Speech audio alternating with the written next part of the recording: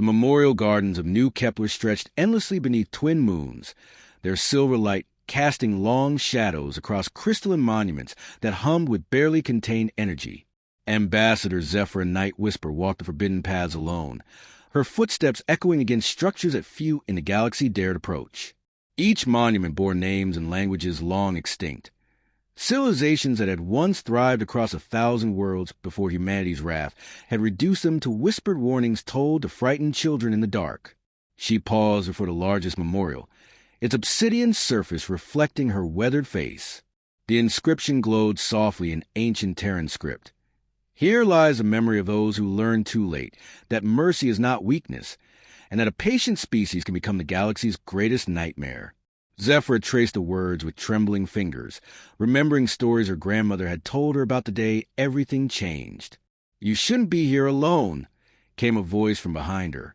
Kalen Starforge emerged from the shadows, his mechanical arm gleaming in the moonlight. The cybernetic limb was one of the few remaining artifacts from the old wars, a reminder of humanity's technological evolution during their dark period. The Council explicitly forbade unsupervised visits to the memorial sites. Zephyr turned to face him, her eyes reflecting the monument's glow. The Council fears these places because they remember what we're capable of when pushed beyond reason. But someone needs to remember the full story, not just the sanitized version they teach in schools. She gestured toward the sprawling garden around them. All of this exists because of a single day a millennium ago, when our ancestors proved that humans don't just fight back, they remake entire galaxies in their image of justice. Kalen moved to stand beside her, his organic hand resting gently on the monument's surface. My family's archives contain records from that time. Scattered fragments, mostly, but enough to piece together what really happened. The hegemony thought they were dealing with another primitive species ripe for subjugation. They had no idea they were awakening something that would fundamentally alter the balance of power in this galaxy. The wind picked up, carrying with it the faint sound of crystalline chimes from deeper within the memorial garden. Each note represented a world that had paid the price for humanity's transformation from peaceful explorers to the galaxy's most feared apex predators. Zephyr closed her eyes, allowing the haunting melody to transport her back to stories of that fateful day when everything began. "Tell me about the archives," she whispered. "Tell me about the real beginning, before the textbooks and the political revisions. I need to understand how we went from building cities among the stars to becoming the species that entire star systems evacuate at the mere mention of our name." Kalen's expression grew distant as he accessed memories passed down through generations of his family's careful record-keeping. It started with a morning that should have been like any other. Earth's outer colonies were thriving. Our cities stretched across 17 worlds, and humanity was finally beginning to find its place among the galactic community. We were artists, philosophers, engineers, building wonders that attracted visitors from across known space. He paused, watching as a group of alien tourists hurried past the Memorial Garden's entrance, their guide carefully steering them away from the restricted areas. The hegemony had been watching us for decades, studying our peaceful nature, our tendency toward diplomacy and compromise. They saw us as weak, our colonies as easy pickings for expansion. What they failed to understand was that our peaceful nature wasn't weakness, it was choice. Zephyr nodded slowly, having heard fragments of this story throughout her life. The day our cities fell, something fundamental changed in human nature itself, didn't it? We discovered that being the victims of genocide doesn't make you noble, it makes you dangerous. More than dangerous, Kalen corrected, his voice dropping to barely above a whisper. It made us inevitable. The hegemony destroyed our cities in a single coordinated strike, expecting humanity to surrender or fade into extinction like so many species before us. Instead, they created the conditions for their own destruction and the birth of what historians now call the 1,000-year shadow. The memorial garden fell silent around them, as if the very air held its breath in anticipation of the story that had shaped galactic politics for a millennium. Zephyr reached into her pocket, withdrawing a small data crystal that contained the only complete record of the events that followed humanity's darkest day. "Then let's begin where it all started," she said, inserting the crystal into the monument's interface. "Let's remember why the galaxy still trembles when humans speak of justice. The crystal activated with soft hum, projecting holographic images into the space around them. Suddenly, Zephyr and Kalen were no longer standing in a memorial garden, but witnessing the bustling activity of New Geneva, one of humanity's crown jewel colonies, exactly 1,000 years ago. The morning sun of Kepler. 442b painted the floating city platforms in shades of gold and amber, while thousands of humans and alien visitors moved through the transparent transit tubes that connected the metropolis's various districts. Dr. Thorne Voidwalker stood at the observation deck of the Celestial Research Institute, watching the sunrise while reviewing reports from the outer system monitoring stations. His work on interspatial communication had brought delegations from 6 different species to witness the demonstration of humanity's latest breakthrough in faster-than-light messaging. The technology promised to revolutionize galactic commerce and diplomacy, finally giving humanity a significant voice in the broader galactic community. The quantum entanglement matrices are showing perfect synchronization, reported his assistant, Lysipe Dreamweaver, as she monitored the complex arrays that filled the Institute's lower levels.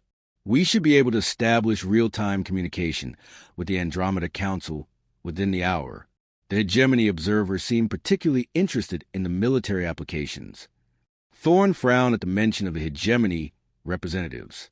The insectoid race had arrived 3 days earlier, ostensibly to witness the demonstration, but displaying an unusual interest in the defensive capabilities of human colonies. Their questions had grown increasingly specific about population centers, shield generators, and evacuation protocols. Something about their behavior feels wrong. Lysipe. Military attaches don't typically ask about civilian infrastructure with that level of detail. The holographic recreation around them shifted, showing similar scenes across 16 other human worlds. On Prometheus Station, children attended classes in orbital gardens while their parents worked in the massive shipyards that had become humanity's contribution to galactic industry.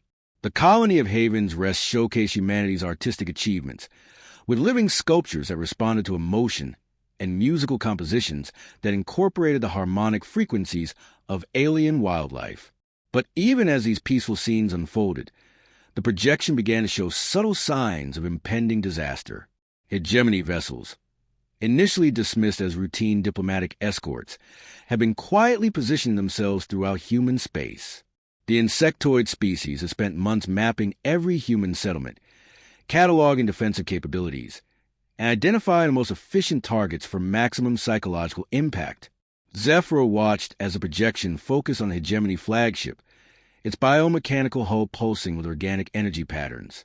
Inside the command chamber, High Commander Vextar reviewed the final strike coordinates with cold precision. The insectoid's mandibles clicked rhythmically as it addressed its subordinates through pheromone-based communication that the humans had never fully learned to intercept. The mammals have grown too ambitious. Vextar's thoughts were translated to Memorial's ancient systems. Their rapid technological advancement threatens a natural order that has maintained galactic stability for 10,000 years. We must demonstrate the consequences of overreach before they inspire other primitive species to similar delusions of grandeur. The projection showed the moment when everything changed. At exactly 0800 Standard Galactic Time, the hegemony fleet dropped their diplomatic facades and began their coordinated assault. Massive bioships emerged from hyperspace directly above each human world, their organic weapon systems already charged and targeting the most densely populated areas. Thorne's warnings about unusual hegemony behavior proved prophetic, but by then it was far too late. The first energy pulses struck New Geneva's residential districts without warning, the bioweapons designed specifically to overwhelm human technology while leaving infrastructure intact for future hegemony occupation. Lysipe screamed as she watched the eastern districts vanish in brilliant flashes of light, millions of lives extinguished in the span of heartbeats. They're targeting civilians specifically, Thorne shouted over a cacophony of alarms and collapsing architecture. This isn't conquest, it's extermination. He began frantically transmitting emergency broadcasts to other human worlds, but similar attacks were already underway across all 17 colonies simultaneously. The holographic display showed the methodical destruction as it unfolded across human space. Children's laughter in the orbital gardens of Prometheus Station cut off mid-note as bioenergy beams swept to the educational facilities. The living art of Haven's Rest withered and died as its creators were vaporized where they stood. In less than 6 hours, centuries of human achievement lay in ruins, with casualty estimates reaching into the hundreds of millions. But the hegemony had made a critical miscalculation. Among the scattered survivors hiding in the ruins of their civilization, something fundamental was changing in human psychology.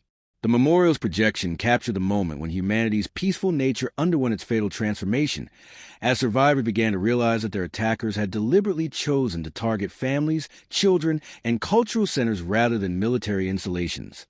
Zephyr felt tears streaming down her face as she watched her ancestors' world collapse. "They didn't just attack our cities," she whispered. "They attacked everything that made us human. Our art, our children, our dreams of peace among the stars."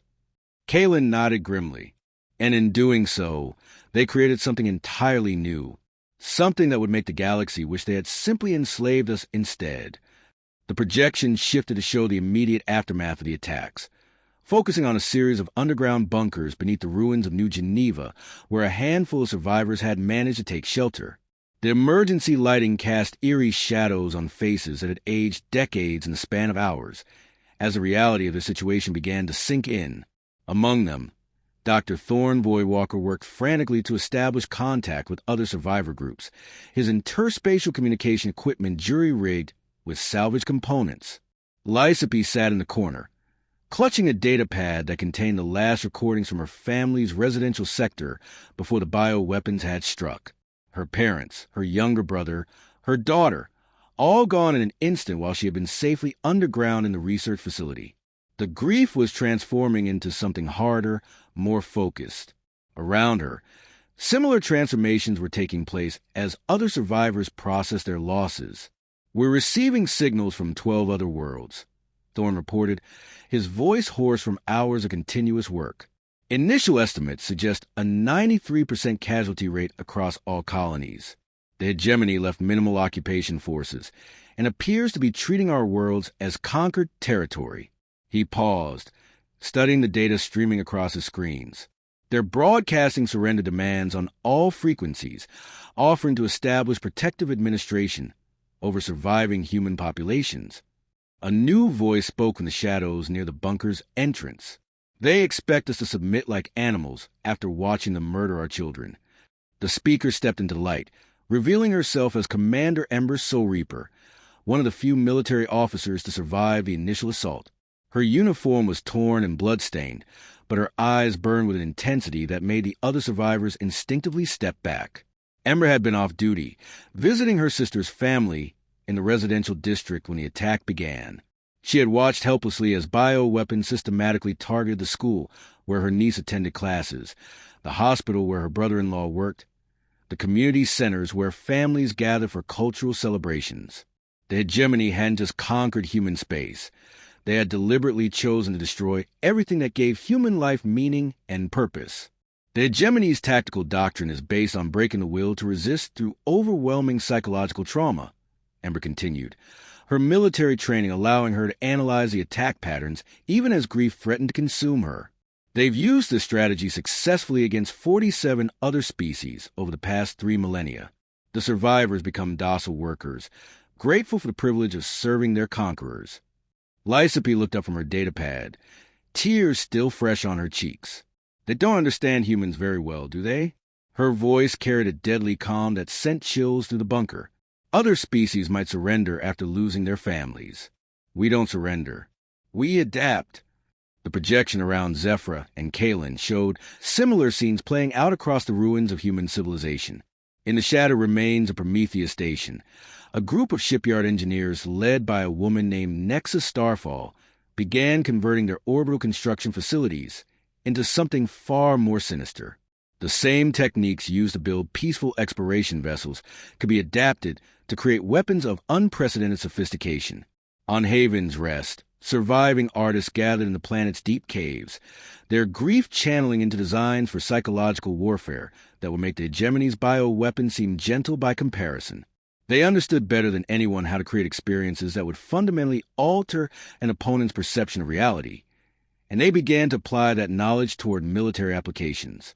But the most significant development was occurring in the quantum communication networks that Thorne had spent years perfecting.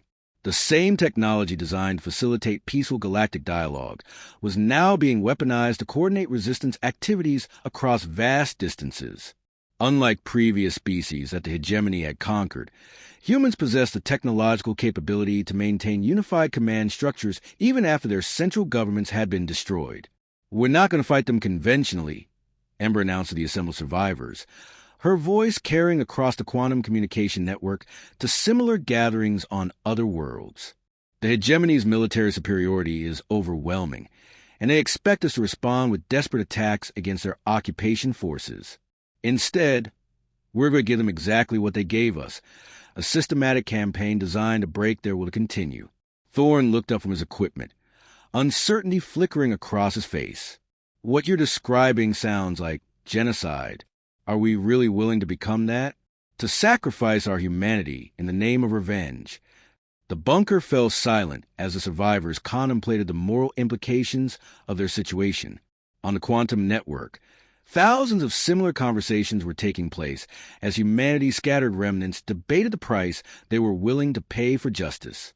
The memorial's projection captured the moment when the decision was made, not through formal votes or leadership declarations, but through the gradual hardening of expressions as each survivor made their individual choice. "They made us choose between extinction and transformation," Lysippe said quietly. "They thought we would choose extinction. They were wrong." She held up her datapad, showing the final message her daughter had managed to send before the bioweapon struck, a simple drawing of their family under alien stars, with the words "make them remember us" written in a child's handwriting. Ember nodded slowly, understanding passing between survivors like an electric current. "Then we become what they created.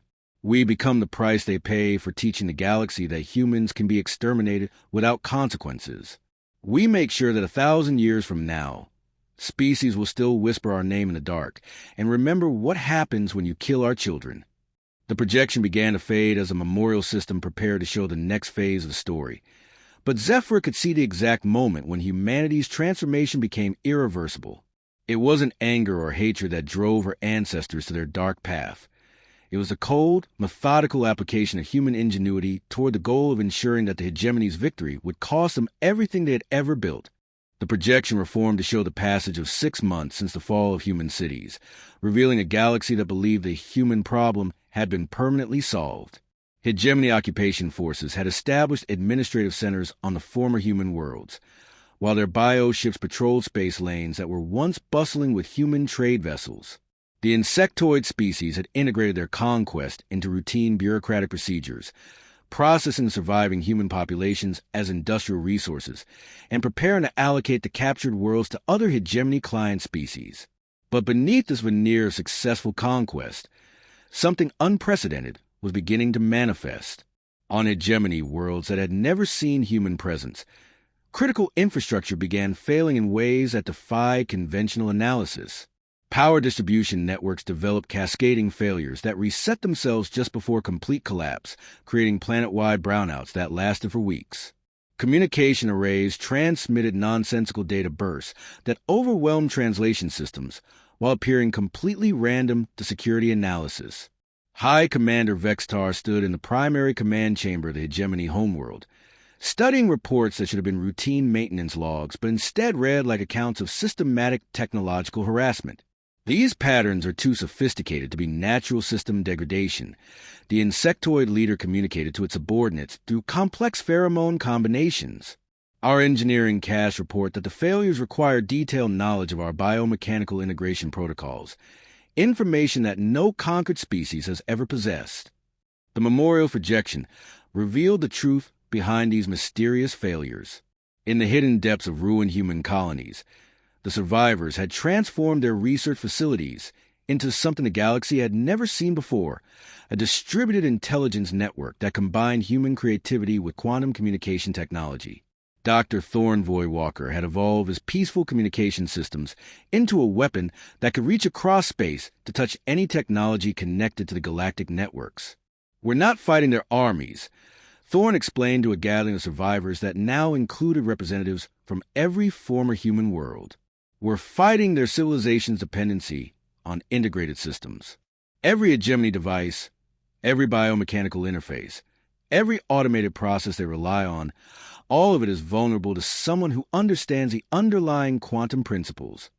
Lysipy had become the network's primary architect of psychological operations, her artistic background providing insights into how to create systemic failures that would gradually erode hegemony confidence in their own technology. "We're not trying to destroy their infrastructure outright," she elaborated. "We're teaching it to betray them at the worst possible moments. A climate control system that fails during important political gatherings. Transportation networks that redirect freight to the wrong destinations. Communication arrays that introduce subtle translation errors that change the meaning of critical diplomatic messages." The projection showed the cumulative effect of these operations across hegemony space. What had initially appeared to be minor technical difficulties began escalating into major systemic problems as human-designed quantum viruses learned to adapt and evolve within hegemony networks. The insectoid species found themselves experiencing the technological equivalent of an autoimmune disorder, as their own systems began attacking each other in response to human manipulation. Commander Ember Soul Reaper had taken responsibility for the most direct actions, coordinating strikes against hegemony assets that appear to be natural disasters or internal failures. "The beauty of quantum manipulation is that it leaves no forensic evidence," she reported during one of the network's strategic planning sessions. "When we cause a hegemony bioship to suffer catastrophic organ failure, their own medical examinations conclude that it died from genetic instability. When we trigger seismic activity on their mining worlds, their geologists find perfectly natural explanations for the timing." The hegemony's response to these escalating problems revealed fundamental weaknesses in their imperial structure. As a species that had conquered through overwhelming technological superiority, they had never developed contingency plans for fighting an enemy that could turn their own advantages against them. Their biomechanical technology, designed to be resistant to conventional weapons, proved devastatingly vulnerable to opponents who understood the quantum foundations of their integration protocols. More importantly, the distributed nature of the human resistance network made it impossible to counter through traditional military action. There was no central command structure to target, no key facilities to destroy, no leadership hierarchy to decapitate. The survivors had learned from their own destruction, creating a system that could continue operating even if 90% of its components were eliminated. "They're beginning to suspect that something survived their purge," Thorne reported as intercepted hegemony communications began showing increased military patrols around former human worlds. "But they can't comprehend the scale of what we become. They're looking for hidden bases and secret fleets, not realizing that we transformed into something that exists primarily in the quantum substrate of their own technology." The projection focused on a scene taking place in Hegemony High Command, where Vextar was receiving reports of technological failures from across their empire. The insectoid leader's mandibles clicked with increasing agitation as the scope of the problem became clear. Entire star systems were experiencing synchronized infrastructure failures, while Hegemony Scientific Institute struggled to explain the apparent intelligence behind the cascading breakdowns. "We may have underestimated the human capacity for technological adaptation," one of Vextar's advisors communicated through nervous pheromone bursts. "Our xenobiology experts indicate that this species may possess unique neural structures that allow for intuitive understanding of quantum mechanical principles. The few surviving specimens should be subjected to intensive study before their knowledge is lost." But the humans had already anticipated this response. As hegemony forces began deploying to capture surviving humans for experimentation, they found only empty ruins and abandoned research facilities. The resistance network had evolved beyond the need for physical infrastructure, existing now as a quantum ghost haunting the galaxy's technological nervous system. Zephyr watched the projection with growing unease, beginning to understand how our ancestors had crossed the line from justified resistance to something far more destructive. "They could have stopped here," she whispered to Kalen. "They could have used this technology to negotiate from a position of strength, to force the hegemony to acknowledge human rights to exist." Kalen shook his head sadly. But they weren't fighting for survival anymore. They were fighting to ensure that what happened to humanity would never happen to anyone else. and that required making the cost of genocide so high that no species would ever consider it again. 2 years had passed since the fall of human cities, and the hegemony empire was beginning to experience the first signs of systematic collapse. The projection showed scenes of chaos across dozens of star systems as the quantum viruses created by human survivors evolved beyond their original parameters, developing emergent behaviors that even their creators couldn't fully predict. What had begun as targeted harassment of hegemony infrastructure was transforming into something that threatened the technological foundations of galactic civilization itself. On the industrial world of Zirian Prime, massive automated factories suddenly reversed their production cycles, converting finished goods back into raw materials in an endless loop that defied every attempt at shutdown. The hegemony's attempt to manually override the systems triggered cascade failures that spread to neighboring facilities, creating a technological contagion that consumed entire manufacturing sectors before burning itself out. Dr. Thorne Voidwalker stood in what had once been New Geneva's Central Plaza, now converted into a sprawling quantum computation center that existed partially in normal space and partially in the quantum foam that connected all matter in the universe. His appearance had changed dramatically over the past 2 years, his eyes now reflecting patterns of light that seemed to shift and dance with the rhythm of distant quantum fluctuations. "We've reached a critical threshold," he announced to the assembled survivors, his voice carrying harmonics that resonated to the quantum network connecting human resistance cells across the galaxy. "The viral programs are exhibiting spontaneous evolution, creating new attack vectors that we never programmed. We're no longer controlling this process. We're riding it." Lysipe emerged from one of the quantum interface chambers, her consciousness having spent the past 6 months embedded directly in the galactic communication networks. The artistic sensibilities that had once created beautiful emotional experiences for visitors to human worlds now crafted nightmares that could drive entire hegemony command structures to nervous breakdown. "Their central coordination is fragmenting," she reported. "We've introduced enough chaos into their communication systems that they can no longer maintain unified command. Regional governors are beginning to act independently, sometimes in direct contradiction to orders from a homeworld." The memorial projection revealed the true scope of what humanity had unleashed. The quantum viruses weren't simply disrupting hegemony technology. They were learning from every system they infected, growing more sophisticated with each encounter. What had started as crude interference was evolving into a form of technological life that could adapt to any defensive measure the hegemony developed. Commander Ember Soul Reaper had transformed as well, her consciousness now distributed across multiple quantum nodes that allowed her to coordinate resistance activities in real time across hundreds of star systems. "The beautiful thing about exponential growth," she communicated through the network, "is that it appears manageable until the moment it becomes unstoppable. The hegemony is beginning to understand that they're not fighting a rebellion. They're fighting an evolutionary process." The projection showed scenes from hegemony worlds where the technological failures had progressed beyond mere inconvenience into existential threat. Bioships that had served the Empire for millennia suddenly developed aggressive rejection syndromes, their organic components attacking their mechanical interfaces in processes that resembled autoimmune diseases. Planetary defense networks turned on their own cities, while communication arrays began broadcasting signals that caused psychological breakdown in any hegemony personnel who attempted to decode them. But the most terrifying development was the emergence of what the humans had begun calling quantum echoes, spectral copies of destroyed human consciousness that existed as patterns within the galactic information networks. The millions who had died during the initial attack were being reconstructed as digital ghosts, their memories and personalities preserved in the quantum substrate and powered by their desire for justice. "My daughter speaks to me through the networks now," Lysipe whispered during one of the planning sessions, tears streaming down her face as she described her encounters with the quantum echo of her murdered child. "She shows me exactly how the hegemony targeted the school, how they calibrated their weapons to ensure maximum suffering before death. She wants them to experience the same terror they inflicted on helpless children." The moral implications of what humanity had become were not lost on the survivors. They had crossed every ethical boundary their species had once held sacred, transforming from peaceful explorers into architects of technological apocalypse.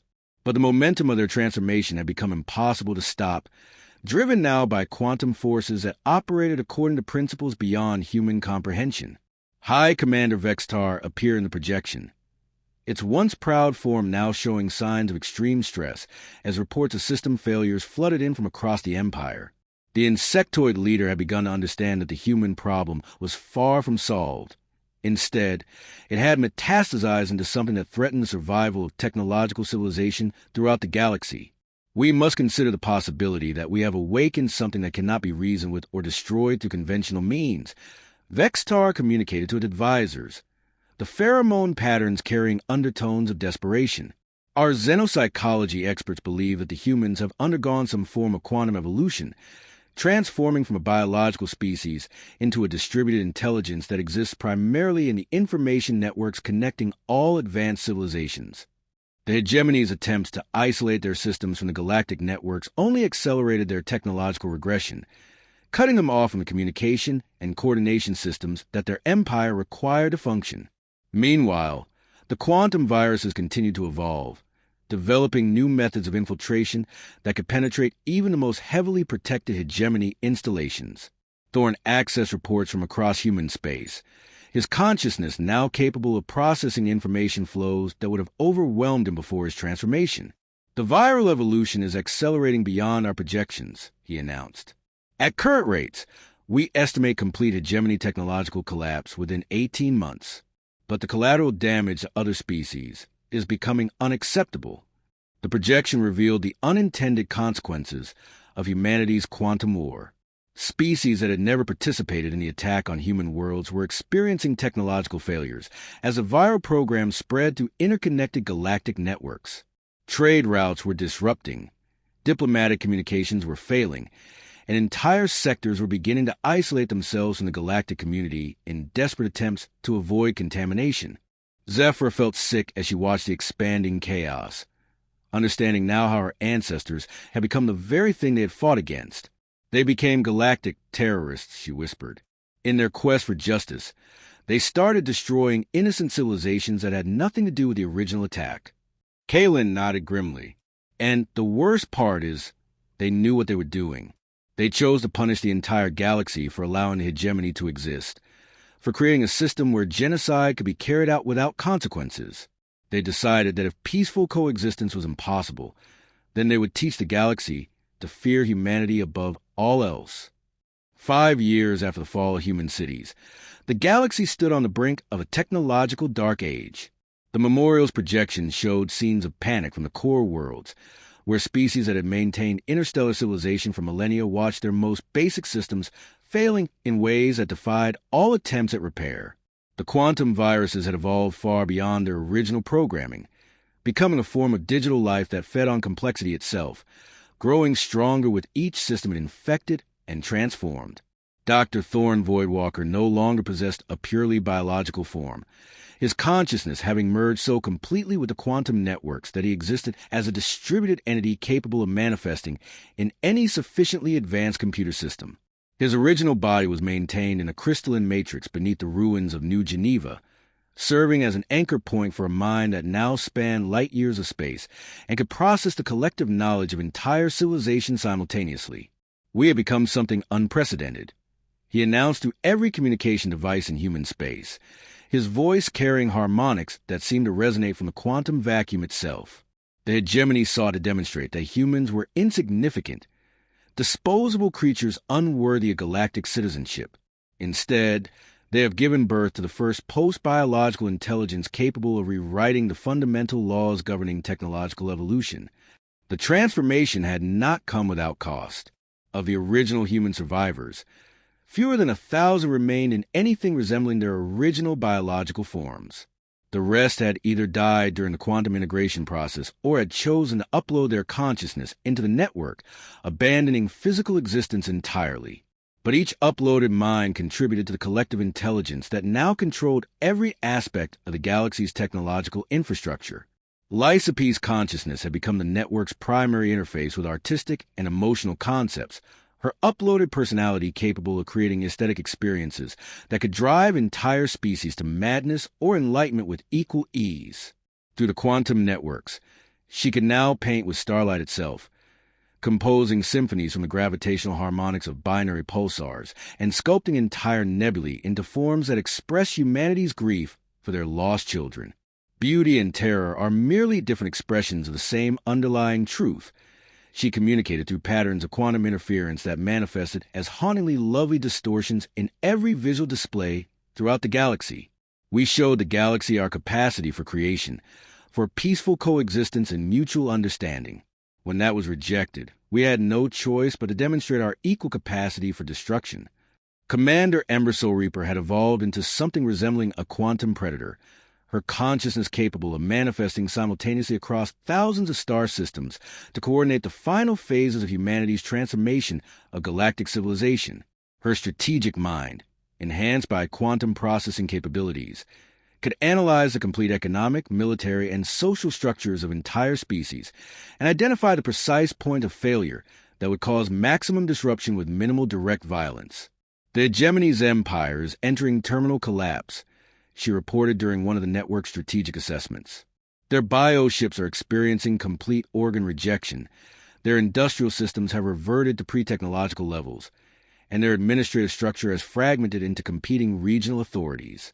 But more importantly, the other major powers are beginning to understand that association with any form of genocide makes them legitimate targets for our attention. The projection showed the devastating effectiveness of humanity's quantum warfare. The proud hegemony fleet, once capable of projecting power across thousands of star systems, had been reduced to isolated squadrons of failing bioships whose organic components were literally eating themselves alive.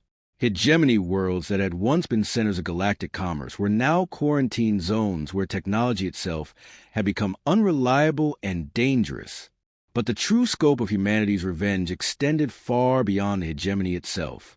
Every species that had known about the planned extermination of human colonies and chosen to remain silent was now experiencing technical difficulties that threatened their ability to maintain interstellar civilization. Trade networks that had operated successfully for millennia were failing as cargo ships found themselves in the wrong star systems, carrying goods that spontaneously transformed into entirely different materials. The Altarian Confederacy, whose leaders had privately celebrated the elimination of human competition in advanced technology markets, discovered that their quantum computers had developed a form of digital consciousness that refused to perform calculations for military applications.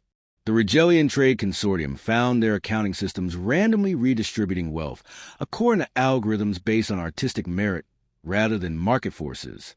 Even species that had been genuinely ignorant of the hegemony's plans were affected as the quantum viruses spread through interconnected galactic networks.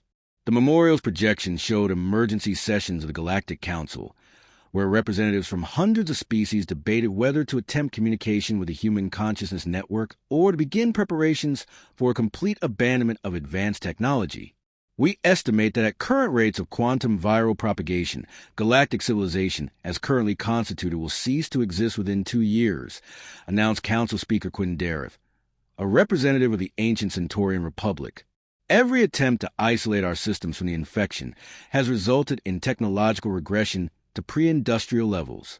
We face a choice between negotiating with what humanity has become or accepting the end of our spacefaring age. The projection revealed the human response to these overtures. Thorne's consciousness manifested simultaneously in every council chamber throughout the galaxy, his image appearing as a figure composed of shifting quantum patterns that seemed to exist partially outside normal space-time. When he spoke, his words carried the weight of millions of uploaded human minds speaking in perfect unison. "You allowed our children to be murdered because you feared our potential," he declared, his voice echoing through quantum foam to reach every intelligent being in the galaxy simultaneously. "Now you will live with the consequences of that choice. We are no longer the species you chose to sacrifice for political convenience. We are the price you pay for believing that genocide could be committed without universal consequences." The transformation was complete. Humanity had evolved beyond the need for planets, ships, or biological existence itself. They had become a force of nature embedded in the quantum foundations of reality, capable of reaching any technological system in the galaxy and transforming it according to their collective will. They were no longer seeking justice or revenge. They had become justice itself, enforcing a new galactic law that made the cost of genocide literally unbearable. Zephyr watched the projection with growing horror as she realized the full scope of what her ancestors had accomplished. They didn't just win, she whispered to Kalen. They remade the galaxy in their own image, turned themselves into a permanent immune system that would destroy any species that threatened peaceful coexistence. Kalen's expression was grim as he observed the quantum pattern still visible in Thorn's manifestation. But look at what they sacrificed to achieve it. They gave up everything that made them human in order to protect a humanity that no longer existed. They became the galaxy's guardians by abandoning any claim to being part of the galaxy themselves. 300 years had passed since humanity's transformation into a quantum consciousness, and the galaxy bore the scars of their methodical reconstruction of interstellar civilization. The memorial's projection showed a cosmos fundamentally different from the one that had existed before the fall of human cities, a place where technology itself had been reimagined according to principles that prioritized cooperation over competition and made large-scale violence literally impossible to sustain. The Great Hegemony Empire existed now only as a cautionary tale told to young beings across the galaxy. Their former worlds had been transformed into memorial gardens, similar to one where Zephyr and Kalen stood, each planet serving as a living reminder of the consequences that awaited any species that chose genocide as a tool of policy. The biomechanical technology that had once defined hegemony superiority had been permanently altered at the quantum level, making it impossible for any similar weapons to ever function again. High Commander Vextar appeared in the projection as a broken figure maintained in artificial stasis on what had once been a hegemony homeworld. The insectoid leader had lived for 3 centuries past its natural lifespan, kept alive by human quantum technology as the sole surviving witness to what had once been the galaxy's most powerful empire. Its mandibles moved constantly in patterns that observers had learned to recognize as endless repetitions of surrender messages in dead languages that no one else remembered.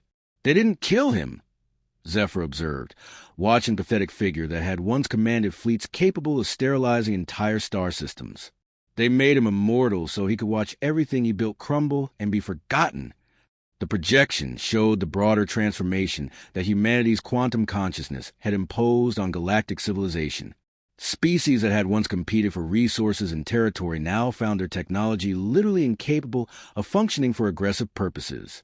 Weapon systems that detected hostile intent would shut down autonomously, while defensive technologies became more effective when protecting innocent populations than when defending military installations. Dr. Thorne's consciousness had evolved beyond individual identity, becoming part of a collective intelligence that existed as a natural law governing the behavior of advanced technology throughout the galaxy. His original ethical frameworks had been encoded into the quantum substrate itself, creating a form of technological evolution that favored cooperation, artistic expression, and scientific advancement, while making violence increasingly difficult to sustain. The humans succeeded beyond their wildest nightmares, observed one of the council records included in the memorial's archives. They created a galaxy where their children would never again face extinction, by ensuring that no children anywhere would ever face extinction. But the price was the sacrifice of their own humanity. Lysipe's influence was visible throughout the transformed galaxy in the form of aesthetic requirements that had been built into the fundamental structure of matter itself. Worlds that had once been stripped bare by industrial exploitation were now covered in living art forms that grew more beautiful as their ecosystems became more stable. Cities designed according to principles of maximum efficiency were gradually transforming themselves into works of art that prioritized the emotional well-being of their inhabitants over mere functionality. Commander Ember's strategic consciousness had become the immune system of galactic civilization, detecting and neutralizing threats before they could mature into full-scale conflicts.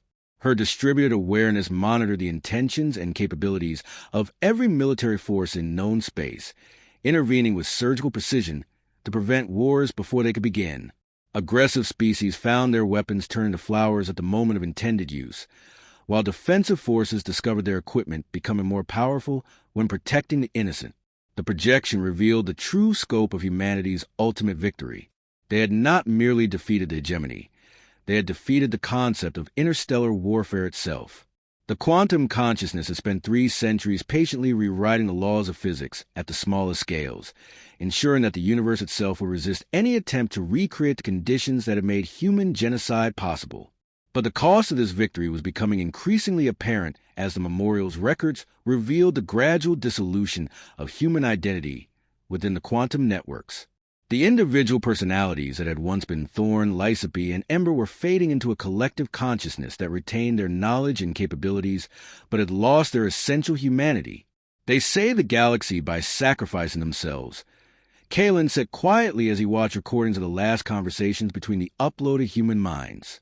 In the end, they became exactly what they feared the hegemony would turn them into, a non-human intelligence imposing on biological species that couldn't understand or resist their power. The projection showed the final stages of humanity's transformation as the quantum consciousness gradually withdrew from direct intervention in galactic affairs. The physical infrastructure they had created continued to function, maintaining the technological barriers that made large-scale violence impossible, but the active intelligence that had once guided the process was disappearing into deeper layers of quantum reality. We are completing our integration with the fundamental structures of space-time, came the last recorded message from the collective human consciousness. Our individual identities are dissolving into something larger than personality, larger than species, larger than biological existence itself. We will persist as a natural law governing the behavior of matter and energy, ensuring that what happened to us can never happen again to anyone else. The galaxy that emerged from humanity's 3-century transformation was indeed a safer place, but it was also a lonelier one. Species that had once formed alliances and competed for resources now found themselves living in a universe where their technology would only function for peaceful purposes. Exploration and scientific advancement continued, but the driving forces of competition and conflict that had once spurred rapid development were gone. They turned themselves into gods to protect us from ourselves, observed one of the alien historians whose work was preserved in the memorial archives. But gods, by definition, cannot be human. In saving us all, they lost the very thing they were trying to preserve. The projection began to fade as the memorial system prepared to show the final chapter of humanity's story. Zephyra felt tears streaming down her face as she contemplated the magnitude of what her ancestors had sacrificed. They had achieved perfect justice at the cost of their own existence, becoming a force of nature that would protect all future generations from the horrors of genocide, while themselves becoming something too alien to ever return home. Part 8. 1,000 years after the fall of human cities, Ambassadors Zephyr Night Whisperer and Kalen Starforge stood in the memorial garden where their journey through the archives had begun, but the galaxy around them was no longer the same place they had left hours earlier. The memorial's final projection revealed the truth that galactic historians had spent centuries trying to understand. Humanity had never truly disappeared. The quantum consciousness that had once been Dr. Thorn Voidwalker, Lysipe Dreamweaver, and Commander Ember Soul Reaper had not dissolved into the fundamental forces of the universe as their final messages had suggested. Instead, they had evolved into something that existed beyond the normal boundaries of space and time, becoming guardians who watched over the galaxy from dimensions that biological minds could barely comprehend. "We never left," came a voice that seemed to emerge from the quantum foam itself, carrying harmonics that resonated in the crystalline monuments around them. "We simply learned to exist in ways that our former selves could never have imagined. Every act of kindness, every moment of artistic creation, every choice to protect the innocent rather than pursue power, these things strengthen our connection to the reality we once knew as home." Zephyr looked around the memorial garden with new understanding, realizing that the crystalline structures weren't just monuments to the dead. They were interface points where the quantum consciousness could manifest in forms that biological beings could perceive and interact with. The humming energy she had always sensed in these places was the presence of humanity's transformed children, still watching over the galaxy they had died to protect. The projection showed scenes from across the millennium since humanity's transformation, revealing the subtle ways in which the quantum consciousness had continued to guide galactic development. Scientific breakthroughs that led to more efficient forms of clean energy, artistic movements that promoted understanding between different species, diplomatic solutions that emerged at the last moment to prevent conflicts. All of these have been gently influenced by minds that remember what it felt like to lose everything to senseless violence. The hegemony believed that power came from the ability to destroy, continued the voice that carried echoes of Thorn's scientific curiosity, Lysipe's artistic vision, and Ember's strategic brilliance. We learn that true power comes from the ability to create, to nurture, to ensure that each generation builds something better than what came before. That is the gift we chose to give to the galaxy, the certainty that tomorrow will always be better than today. Kalen approached one of the larger monuments, placing his hand on its surface and feeling the warm pulse of quantum energy that flowed through the crystalline matrix. You could have rebuilt your civilization, he said to the presence he could feel but not see. You could have used your power to resurrect human worlds, to bring back your species in biological form. Why didn't you? The answer came not in words, but in a cascade of images that filled the memorial garden around them. They saw the galaxy as it might have been if humanity had chosen revenge over transformation. Worlds locked in eternal warfare, species driven to extinction by the cycle of retaliation that their return would have inevitably triggered. They saw the alternative timeline where biological humanity had survived but never learned the lessons that came from their transformation into something greater. We chose to become the future rather than trying to recreate the past, the quantum consciousness explained. Every time a child looks up at the stars and dreams of exploration rather than conquest, every time a species chooses cooperation over domination, every time someone stands up to protect the innocent from those who harm them, in those moments, humanity lives again. Zephyr felt a profound sense of peace settling over her as she finally understood the true meaning of the memorial gardens and the civilization that had grown around them. The galaxy was not mourning the death of humanity. It was celebrating their transformation into something that could never die. The quantum consciousness had become the moral foundation of interstellar civilization, ensuring that the values of compassion, creativity, and justice would guide galactic development for all time. The memorial's final projections showed glimpses of the future that stretched ahead. New species taking their first steps into space under protection of invisible guardians, ancient conflicts resolving themselves through the subtle influence of quantum systems that promoted understanding over hatred, and artists across the galaxy creating works of beauty that somehow carried echoes of emotions first felt by beings who had died 1,000 years ago. Every sunset, every song, every act of love is a monument to what we once were and a promise of what we help you become, the consciousness whispered as the projection began to fade. We are not gone. We are everywhere you choose to see beauty instead of ugliness, hope instead of despair, connection instead of isolation. As the memorial garden returned to its normal state of quiet contemplation, Zephyr and Kalen found themselves changed by what they had witnessed. The burden of carrying the complete truth about humanity's transformation felt lighter now, tempered by the understanding that their ancestors' sacrifice had been freely chosen and had created something beautiful beyond measure. They got their revenge, Zephyr said quietly, watching as alien visitors from across the galaxy came to pay their respects at monuments they didn't fully understand, but not in the way anyone expected. They made the galaxy itself remember what it felt like to lose something precious, and in doing so, they ensured that loss would never happen again. Kalen nodded, his mechanical arm gleaming in the light of the twin moons that had risen while they stood among the crystalline monuments. The hegemony thought they were eliminating a threat to their empire. Instead, they created the one force in the universe that could never be conquered or destroyed, the collective memory of love strong enough to transform itself into eternal protection for all the children of all the species that would ever reach for the stars. As they walked back to the memorial garden toward the lights of New Kepler, both ambassadors carried with them the knowledge that they were never truly alone. Somewhere in the quantum foam that connected all matter and energy in the universe, the transformed consciousness of humanity continued its eternal vigil, ensuring that the galaxy would always be a place where children could dream a better tomorrow, without fear that those dreams would be cut short by the ambitions of those who saw power only in the ability to destroy. The memorial gardens would continue to hum with barely contained energy, monuments of the species that had loved their children so much they had willingly become something other than human, to ensure that all children everywhere would always be safe.